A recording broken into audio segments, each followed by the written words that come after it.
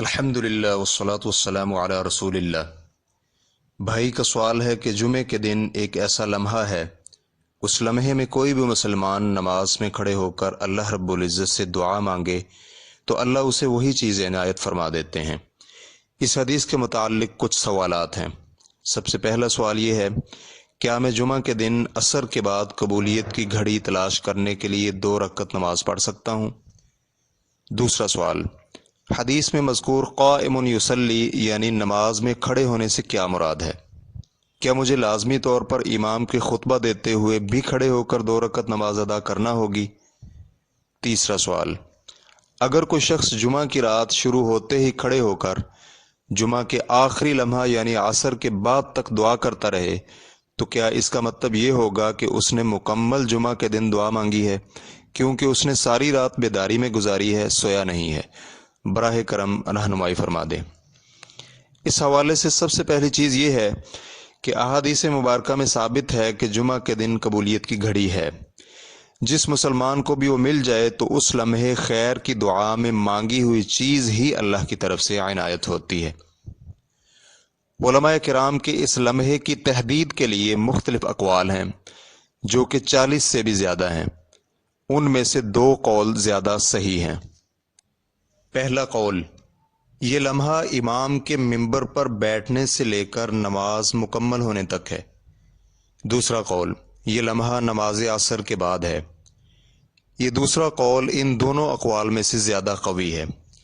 اس حوالے سے دوسری چیز یہ ہے، قبولیت کے وقت کے لیے امید واثق جمعہ کے دن کے آخری لمحات کے بارے میں ہے، جیسا کہ ابو داؤد حدیث نمبر 1048 میں جابر بن عبداللہ رضی اللہ عنہما سے مروی ہے۔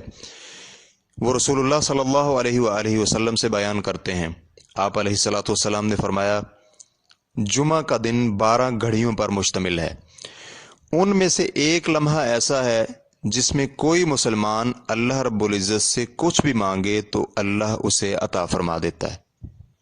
تم اسے جمعہ کے دن عصر کے بعد آخری لمحہ میں تلاش کیا کرو۔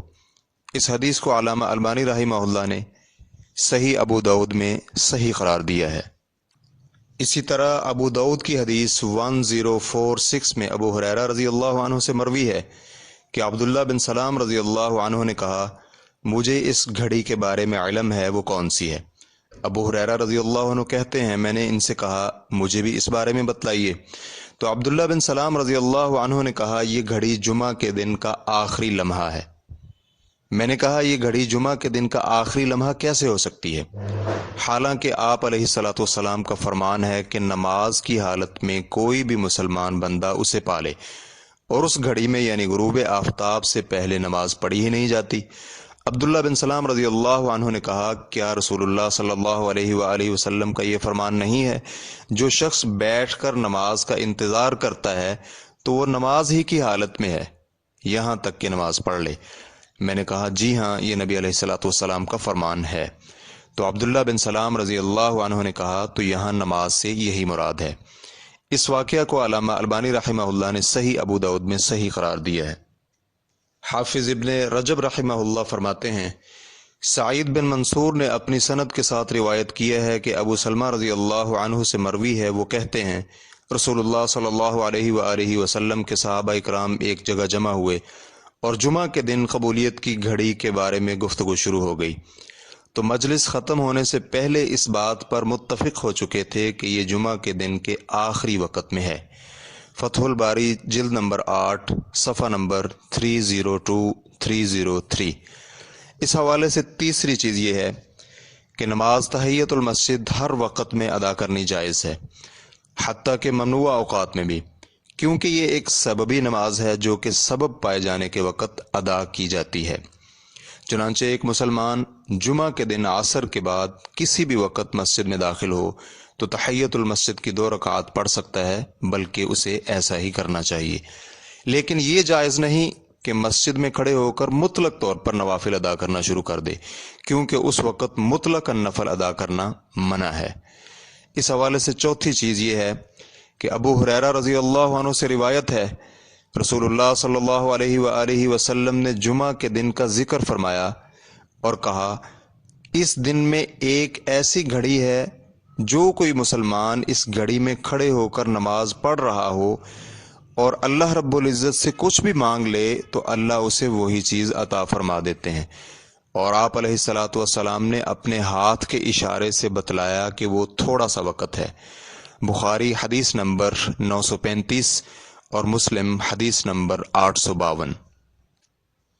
یہاں کھڑے ہو کر نماز پڑھ رہا ہو سے مراد مسجد میں بیٹھ کر ذکر الہی اور دعا میں مشغول ہو کر نماز کا انتظار مراد ہے، کیونکہ جو شخص مسجد میں بیٹھ کر نماز کا انتظار کرے وہ بھی نماز میں ہوتا ہے۔ امام نووی رحمہ اللہ فرماتے ہیں، قاضی رحمہ اللہ کہتے ہیں کہ سلف کا حدیث میں مذکور قائم یصلی یعنی کھڑے ہو کر نماز پڑھ رہا ہو کے مفہوم کے بارے میں اختلاف ہے۔